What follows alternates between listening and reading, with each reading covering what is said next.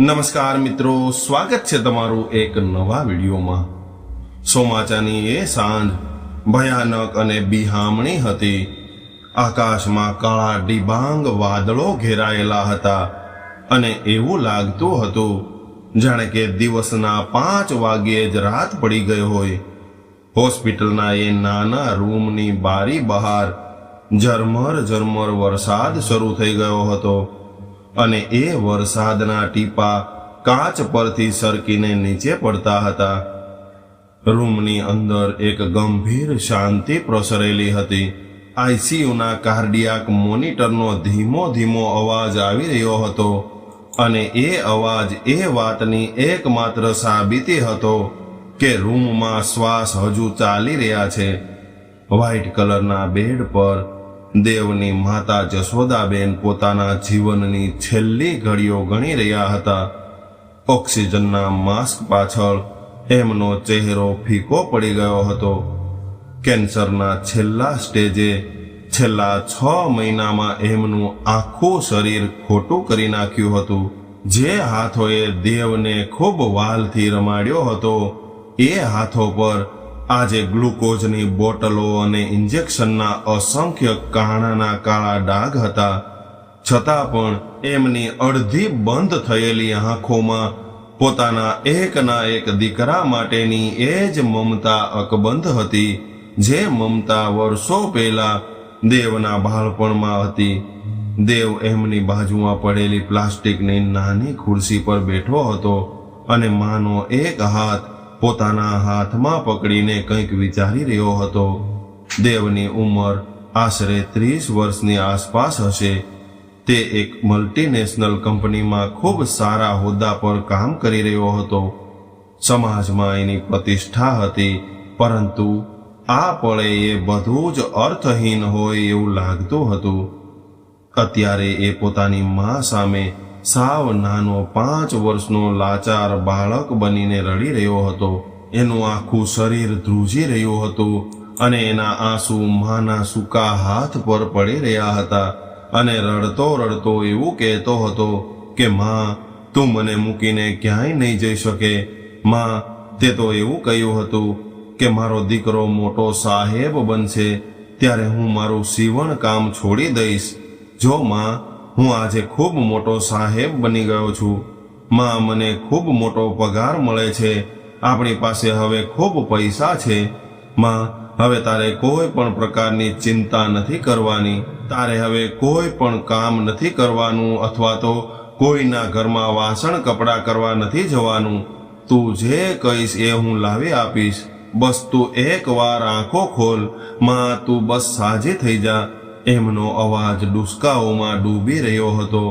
હોસ્પિટલના રૂમની દિવાલો પણ જાણે આ આકરંદ સાંભળીને રડી રહી હતી। જશોદાબેને ખૂબ મુશ્કેલીથી પોતાની ભારે થઈ ગયેલી આંખો ખોલી। ઓક્સિજન માસ્કની અંદર એમનો શ્વાસ ખૂબ ટૂંકો થઈ રહ્યો હતો। એમના સુકાઈ ગયેલા હોઠ પર એક આછું અને પવિત્ર સ્મિત આવ્યું। એમણે દેવના માથા પર હાથ ફેરવવાનો નબળો પ્રયાસ કર્યો, પરંતુ શરીરમાં હવે એટલી તાકાત પણ નહોતી રહી કે હવામાં અધ્ધર થઈ શકે। એટલે એમણે ખૂબ જ ધીમા અને ધ્રુજતા અને માંડ માંડ સંભળાય એવા અવાજે ડસકો ખાતા એવું કહ્યું કે દેવ, મારા દીકરા। આ અવાજ સાંભળીને દેવ પલંગની ખૂબ નજીક આવ્યો। એમણે પોતાનો કાન માના હોઠની ખૂબ નજીક લાવી દીધો અને બોલ્યો કે હા માં, હું અહીંયા જ છું। તારો દેવ અહીંયા જ છે, તારી પાસે જ છું। તું કંઈ ન બોલ માં, તારી તાકાત વપરાઈ જશે। ત્યારે માએ શ્વાસ લેવા માટે થોડો સંઘર્ષ કર્યો। મોનિટર પર ધબકારાનો ગ્રાફ એકદમ તેજ થવા લાગ્યો અને બીપ બીપનો અવાજ ઝડપી બન્યો અને એ ડોક્ટર અથવા તો નર્સને બૂમ પાડવા લાગ્યો। પરંતુ જશોદાબેને પોતાના એ નબળા અને ઠંડા પડી ગયેલા હાથે દેવની આંગળીઓને અચાનક જોરથી પકડી લીધી। એ પકડમાં એક અજીબ તાકાત હતી, એક રોકાવાનો આગ્રહ હતો, જાણે કે કહેવા માંગતા હોય કે હવે કોઈ પણ ડોક્ટરની જરૂર નથી। મારો સમય હવે પૂરો થઈ ગયો છે। પરંતુ મારે તને કંઈક કહેવું છે.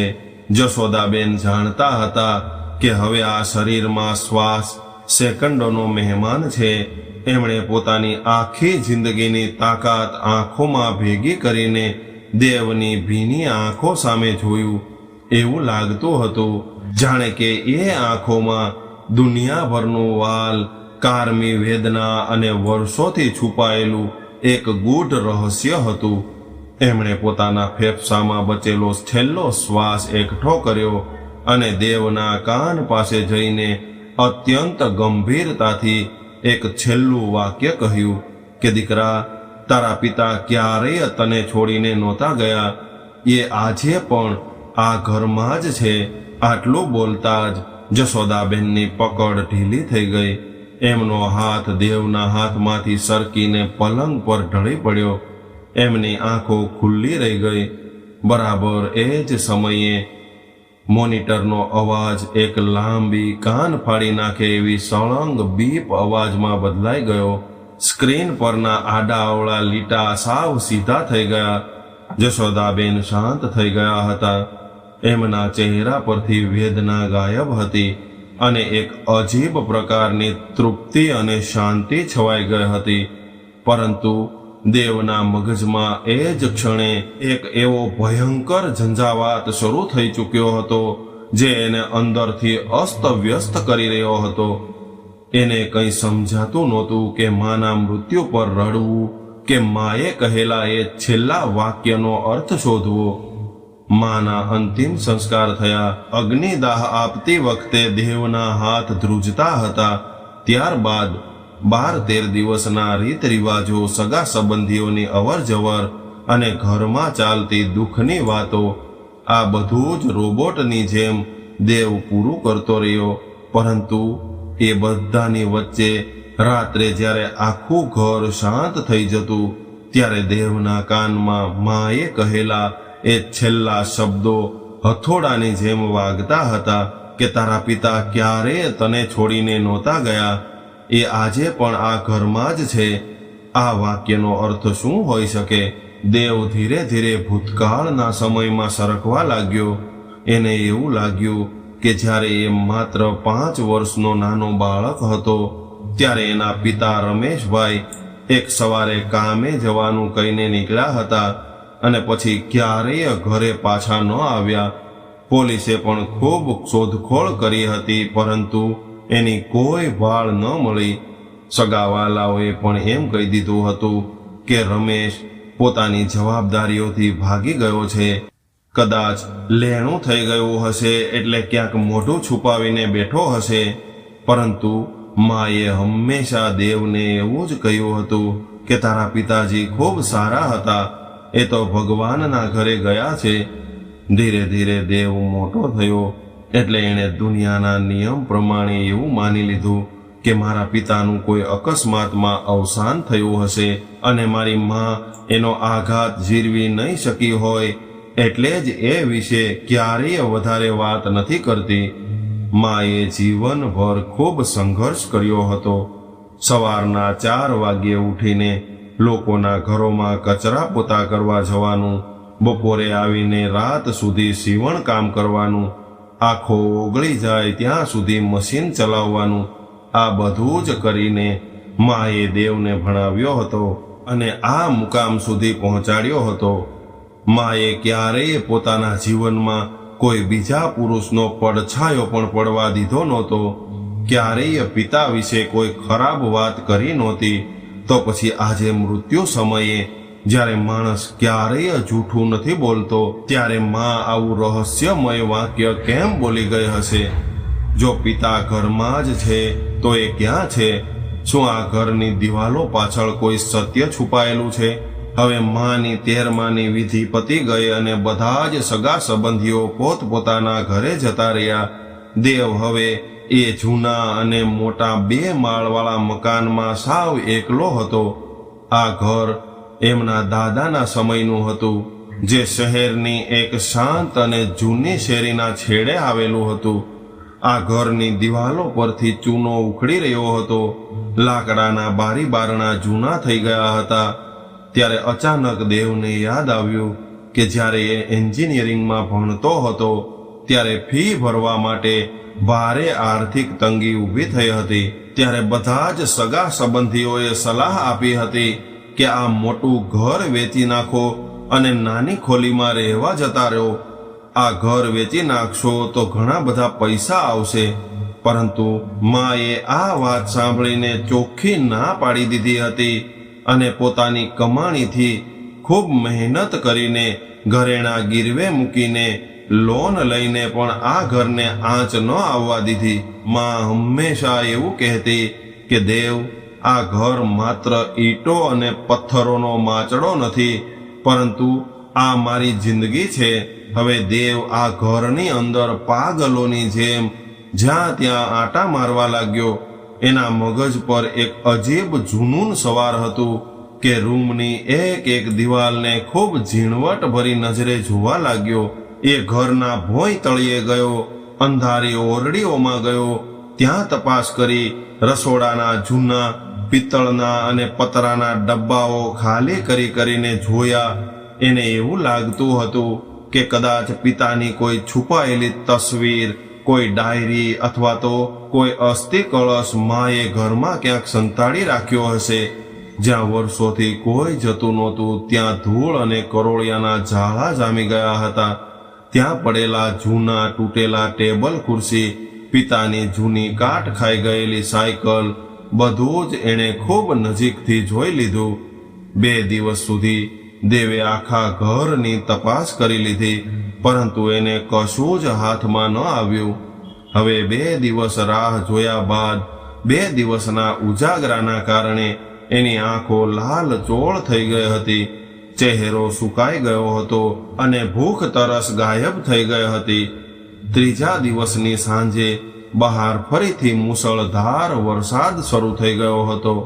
આકાશમાં વીજળીના કડાકા ભડાકા થઈ રહ્યા હતા અને પવનના સુસવાટા બંધ બારીઓ સાથે અથડાતા હતા. ઘરમાં લાઇટ જતી રહી હતી એટલે દેવે માના રૂમમાં એક નાની મીણબત્તી પ્રગટાવી. મીણબત્તીના હલતા પ્રકાશમાં ઓરડાના પડછાયાઓ દિવાલ પર મોટા અને ડરામણા દેખાઈ રહ્યા હતા. દેવ સાવ થાકી હારીને માના એ ખાલી પલંગ પર માથું પકડીને બેસી ગયો.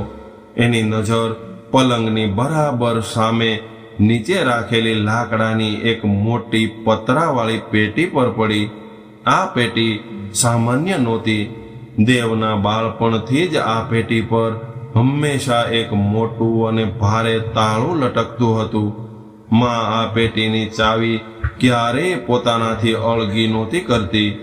રાત્રે સૂતી વખતે પણ એ ચાવી માની સાડીના છેડે બાંધેલી રહેતી. બાળપણમાં જ્યારે દેવ આ પેટી પાસે જતો ત્યારે માં એને ખીજાઈને દૂર કરી દેતી અને એવું કહેતી કે આમાં તારા પિતાજીની જૂની યાદો છે, એને ન અડાય. દેવ ધીરે ધીરે મોટો થયો એટલે એણે પેટી વિશે પૂછવાનું જ બંધ કરી દીધું હતું. અંતિમ સંસ્કારના દિવસે જ્યારે હોસ્પિટલમાં માના કપડાં બદલવાના હતા ત્યારે નર્સે આ ચાવીનો જુડો દેવના હાથમાં આપ્યો હતો, જે અત્યાર સુધી દેવના ખિસ્સામાં જ પડ્યો હતો. દેવના મગજમાં અચાનક વીજળી ઝબકી અને ધ્રુજતા હાથે ખિસ્સામાંથી એ જૂની ઘસાઈ ગયેલી ચાવી કાઢી અને એ પલંગ પરથી નીચે ઉતરીને પેટી પાસે બેસી ગયો. મીણબત્તીનો પ્રકાશ પેટી પર પડતો હતો. તાળાના કાણામાં ચાવી નાખતી વખતે દેવનો હાથ ધ્રુજતો હતો. એને એવું લાગતું હતું જાણે કે કોઈ ખૂબ મોટા રહસ્યના દરવાજા પર ઊભો હોય. એણે ચાવી ફેરવી અને એ વર્ષો જૂનું તાળું ખુલી ગયું. ત્યારબાદ દેવે ધબકતા હૃદયે પેટીનું ભારે પતરાનું ઢાંકણું ઊંચું કર્યું. ઢાંકણું ખુલતા જ વર્ષોથી બંધ પડેલા જૂના કાગળો, કપૂરની ગોળીઓ અને માની સાડીઓની સુગંધ હવામાં ફેલાવા લાગી, જેનાથી દેવનું ગળું ભરાઈ આવ્યું. અંદર સૌથી ઉપર માની કેટલીક જૂની પટોળાની અને લગ્નની રેશમી સાડીઓ ખૂબ સરસ રીતે સંકેલીને મૂકેલી હતી. એની નીચે દેવના બાળપણના રમકડા હતા. એક નાની તૂટેલી પ્લાસ્ટિકની લાલ ગાડી, એક લાકડાનો ભમરડો અને દેવના બાળ મંદિરથી લઈને હાઈસ્કૂલ સુધીના બધા જ સર્ટિફિકેટ ખૂબ જતનથી પ્લાસ્ટિકની કોથળીમાં પેક કરીને મૂકેલા હતા. દેવને એક ક્ષણ માટે એવું લાગ્યું કે માના છેલ્લા શબ્દો કદાચ એનો ભ્રમ હતો, કારણ કે આ પેટીમાં પણ કંઈ નહોતું, માત્ર એક માએ સાચવેલી એના દીકરાની યાદો હતી. પરંતુ જ્યારે નિરાશ થઈને એ સાડીઓ અને બાળપણના કપડાં હટાવ્યા તો એનું ધ્યાન પેટીના તળિયે ગયું. ત્યાં એક કાળી થેલીની અંદર ખૂબ મોટું ખાખી રંગનું પરબીડિયું રાખેલું હતું. એના પર ધૂળની એક પરત જામી ગઈ હતી. ત્યારે દેવે ધબકતા હૃદયે આ પરબીડિયું બહાર કાઢ્યું. એની અંદર ડાયરી જેવા પીળા પડી ગયેલા પાના, હોસ્પિટલની જૂની ફાઇલો, રિપોર્ટ અને બોમ્બેની એક ખૂબ મોટી હોસ્પિટલના રિપોર્ટ અને એના કાગળિયા હતા. અને એ બધા જ કાગળોની બરાબર વચ્ચે સફેદ કાગળ પર પત્ર લખેલો હતો, જેના પર જાડી પેનથી લખ્યું હતું કે આ પત્ર મારા વહાલા દીકરા દેવ માટે છે. આ અક્ષર માના નહોતા. માના અક્ષરો તો કાચા અને ધ્રુજતા હતા. આ કોઈ પુરુષના પાતળા, મક્કમ અને ખૂબ જ સુંદર અક્ષર હતા. દેવ શ્વાસ લેવાનું ભૂલી ગયો. એ મીણબત્તીને પલંગની નજીક લાવ્યો અને ધ્રુજતા હાથે આ પત્ર ખોલીને વાંચવા લાગ્યો. પત્રમાં એવું લખ્યું હતું કે મારા પ્રિય દેવ, જ્યારે તું આ પત્ર વાંચી રહ્યો હોઈશ ત્યારે કદાચ હું આ દુનિયામાં નહીં હોઉં અને તારી માં પણ મારી પાસે આવી ગઈ હશે. મને માફ કરી દેજે મારા દીકરા કે હું તને 5 વર્ષની નાની ઉંમરે એકલો મૂકીને અચાનક ગાયબ થઈ ગયો હતો. તારા મનમાં આટલા વર્ષોથી મારા પ્રત્યે કેટલી બધી નફરત હશે, કેટલો બધો આક્રોશ હશે. કદાચ તું એવું વિચારતો હોઈશ કે આ કેવો કઠોર બાપ હતો જે પોતાની પત્ની અને નાના દીકરાને અધવચ્ચે મુશ્કેલીમાં મૂકીને ભાગી ગયો. દુનિયાએ પણ મને કાયર અને ભાગેડું કહ્યો હશે, પરંતુ એ વાત સત્ય નથી. દીકરા, સત્ય ખૂબ કડવું અને કાળજું કંપાવી નાખે એવું છે.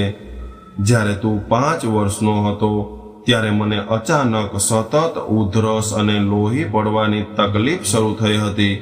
મેં તારી માંથી છુપાવીને એક ખૂબ મોટા ડોક્ટરને બતાવ્યું હતું, રિપોર્ટ કરાવ્યા હતા અને એ રિપોર્ટ આવ્યા ત્યારે મને ખબર પડી કે મને બ્લડ કેન્સર છે અને એ પણ છેલ્લા સ્ટેજમાં છે. ડોક્ટરે પણ ચોખ્ખું કહી દીધું હતું કે મોંઘામાં મોંઘી દવાઓ કરાવવા છતાં પણ મારી પાસે સમય ખૂબ ઓછો છે. મારી પાસે ફક્ત 6 મહિનાનો સમય હતો અને એ સમયે આપણી આર્થિક સ્થિતિ ખૂબ દયનીય હતી. ઘરમાં 2 સમયનું ખાવાનું પણ પૂરું માંડ થતું હતું અને ડોક્ટરોએ કહ્યું હતું કે જો આપણે કીમોથેરાપી અને ઓપરેશન કરાવીએ તો કદાચ 2-3 વર્ષ વધારે જીવી શકીશ. પરંતુ એનો ખર્ચો લાખો રૂપિયાનો હતો અને એ સમયે આપણી પાસે એકમાત્ર સંપત્તિ આપણું આ ઘર હતું. જો હું અહીંયા રહીને મારો ઈલાજ કરાવતો રહ્યો હોત તો આપણું આ એકમાત્ર ઘર પણ વેચાઈ ગયું હોત અને મારી બધી જ મૂડી સાફ થઈ ગઈ હોત. છતાં પણ હું બચવાનો તો હતો નહીં અને પરિણામે મારા મૃત્યુ પછી તારી માં અને તું સાવ રસ્તા પર આવી ગયા હોત. દીકરા, તારી માં પાસે ભણતર નહોતું. એ તને ક્યારેય કોઈ સારી સ્કૂલમાં ભણાવી ન શકી હોત અને તારું આખું ભવિષ્ય અંધકારમાં ધકેલાઈ ગયું હોત. એક રાત્રે જ્યારે તું ઘસઘસાટ સૂઈ રહ્યો હતો ત્યારે મેં તારી માને બધી જ સત્ય હકીકત જણાવી હતી. એ રાત્રે અમે બંને ખૂબ રડ્યા હતા કે કદાચ ભગવાનનું હૃદય પણ પીગળી ગયું હોત. પરંતુ અમારે નિર્ણય લેવાનો હતો. મેં મારો એક ખૂબ મોટો વીમો કરાવેલો હતો, પરંતુ કાયદો એવો છે કે જો કોઈ વ્યક્તિ આત્મહત્યા કરે તો વીમાના પૈસા ન મળે અને કદાચ હું હોસ્પિટલમાં મૃત્યુ પામું તો મારી બધી જ જમા પૂંજી દવાઓના ખર્ચામાં સાફ થઈ જાય. એટલા માટે મેં અને તારી માએ પથ્થર જેવું કાળજું રાખીને એક યોજના બનાવી અને એ યોજના મુજબ હું દુનિયા અને કાયદા માટે લાપતા થઈ ગયો. હું એક સવારે તારું માથું ચૂમીને ઘર છોડીને હંમેશા માટે નીકળી ગયો. કાયદાનો એક નિયમ છે કે જો કોઈ વ્યક્તિ 7 વર્ષ સુધી ગુમ રહે અને એને કોઈ પણ ફાળ ન મળે તો 7 વર્ષ પછી એને કાયદેસર રીતે મૃત જાહેર કરવામાં આવે છે અને એના પરિવારને વીમાની પૂરેપૂરી રકમ મળે છે. એટલા માટે હું આ શહેર છોડીને હિમાચલના અંતરિયાળ આશ્રમમાં જતો રહ્યો. ત્યાં મેં મારું નામ પણ બદલી નાખ્યું જેથી કરીને મને કોઈ શોધી ન શકે. ત્યાં અમે આશ્રમમાં નાની મોટી મજૂરી કરીને ભગવાનનું સ્મરણ કર્યું. અસહ્ય શારીરિક પીડા થતી હોવા છતાં પણ મેં કોઈ પણ પ્રકારની દવા ન લીધી, કારણ કે મારે એ પૈસા બચાવવાના હતા. ધીરે ધીરે 4 મહિના વીતી ગયા. ત્યારબાદ મેં એક અનાથ વ્યક્તિની જેમ મારા છેલ્લા શ્વાસ લીધા. પરંતુ મારા વહાલા દીકરા, હું તારાથી અને તારી માથી દૂર ક્યારેય નહોતો થયો. 7 વર્ષ પૂરા થયા પછી તારી માએ હાઈકોર્ટના ધક્કા ખાઈને મને મૃત જાહેર કરાવ્યો અને વીમા કંપની પાસેથી જે મોટી રકમ મળી એનાથી જ આપણું આ ઘર બચાવ્યું અને જૂનું લેણું ચૂકવ્યું અને તારા ભણતરની ફી ચૂકવી.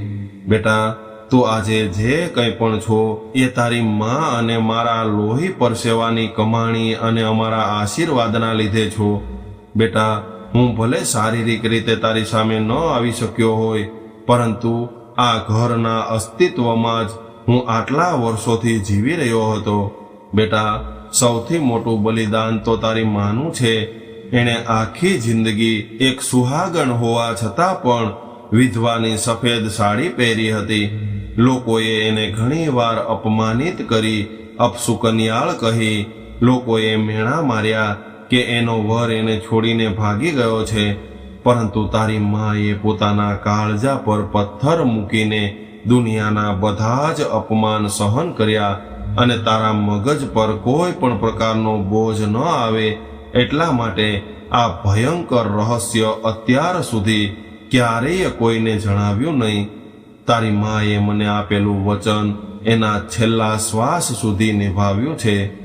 આજે જ્યારે આ દુનિયા છોડીને મારી પાસે આવી રહી છે ત્યારે જ એણે તને આ પત્ર આપ્યો હશે, જેથી કરીને તું આ બધું જ સત્ય જાણી શકે અને તારા પિતા પ્રત્યેની નફરતમાંથી તું મુક્ત થઈ શકે. બસ હવે વધારે નથી લખતો. બની શકે તો અમને માફ કરી દેજે બેટા. પત્ર પૂરો થતા સુધીમાં તો દેવની આંખોમાંથી આંસુઓની ધાર થવા લાગી. એના હાથ ધ્રુજતા હતા અને દેવ ખૂબ જોર જોરથી રડી રહ્યો હતો. એના રડવાનો અવાજ આ ખાલી અને સુમસામ ઘરમાં ગુંજી રહ્યો હતો. જે પિતાને એ આખી જિંદગી એક બેજવાબદાર, ડરપોક અને ભાગેડુ વ્યક્તિ સમજીને ધિક્કારતો રહ્યો હતો, એ પિતા તો એના ભવિષ્ય માટે પોતાના જીવનની આહુતિ આપી ચૂક્યા હતા. અને પોતાની માં એક દેવી સમાન હતી કે એ માએ આટલું મોટું રહસ્ય જીવનભર પોતાના હૃદયમાં દબાવી રાખ્યું. એ રોજ સવારે ઉઠીને ઘરની દિવાલો સામે જોતી હશે જ્યાં એનો પતિ કણસતો હતો, પરંતુ દીકરા સામે તે હંમેશા પોતાનો હસતો ચહેરો રાખતી હતી. દેવ રડતો રહ્યો, કલાકો સુધી રડતો રહ્યો, પરંતુ આ વખતે આ આંસુઓમાં કોઈ ફરિયાદ નહોતી, કોઈ આક્રોશ નહોતો, પરંતુ એક પિતા અને મા પ્રત્યેનો આદર હતો. ધીમે ધીમે બહાર વરસાદનો અવાજ શાંત થવા લાગ્યો. વીજળીના કડાકા બંધ થઈ ગયા. પવનની ગતિ ધીમી પડી ગઈ. કાળા વાદળો હટી ગયા અને સોનેરી નરમ કિરણો સાથે એક નવો સૂર્યોદય થવા લાગ્યો. બારીની બહાર પક્ષીઓનો મધુર કલરવ થઈ રહ્યો હતો. ઘરમાં પણ એક દિવ્ય પ્રકાશ ફેલાઈ ગયો. દેવ પલંગના ટેકેથી ઊભો થયો. એણે પોતાના આંસુ લૂછ્યા અને રૂમની બહાર નીકળીને ઘરના હોલની વચ્ચોવચ આવીને ઊભો રહી ગયો અને એણે પોતાના બંને હાથ ઘરની દિવાલો પર મૂક્યા. આજે એને આ દિવાલો ઠંડી, નિર્જીવ કે પથ્થરની નહોતી લાગી રહી. એને એ દિવાલોમાં પોતાના પિતાના મજબૂત આલિંગનની હૂંફ અને માના પાલવની મમતાનો અહેસાસ થઈ રહ્યો હતો. માનું એ છેલ્લું વાક્ય હવે કોઈ ડરામણું રહસ્ય મટીને એક પરમ પવિત્ર અને શાશ્વત સત્ય બનીને એના આત્મામાં ઉતરી ગયું હતું. દેવે ઘરના આંગણામાં આવીને ખુલ્લા આકાશ તરફ જોયું. એના ચહેરા પર હવે કોઈ પણ પ્રકારનું દુઃખ નહોતું, પરંતુ એક ગર્વ અને પરમ શાંતિનું સ્મિત હતું. એ બંને હાથ જોડીને આંખો બંધ કરીને મનોમન કહેવા લાગ્યો કે માં, તમે સાચું કહ્યું હતું. મારા પિતાજી ક્યારેય આપણને છોડીને નહોતા ગયા. એ આજે પણ આ ઘરના એક એક કણમાં, મારા એક એક શ્વાસમાં અહીંયા જ છે. અને હે માં, તું પણ મને મૂકીને ક્યાંય નથી ગઈ. તમે બંને મારી અંદર જ બેઠા છો. આવી રીતે પોતાના માતા પિતાને યાદ કરીને દેવ પોતાના ઘરમાં કોઈ પણ અપરાધ ભાવની લાગણી રાખ્યા વગર ખૂબ શાંતિથી રહેવા લાગ્યો. તો મિત્રો, આજની આ કહાની તમને કેવી લાગી કોમેન્ટમાં જરૂર જણાવજો. અને પસંદ આવી હોય તો વિડીયોને લાઈક કરીને તમારા મિત્રો સાથે શેર કરજો.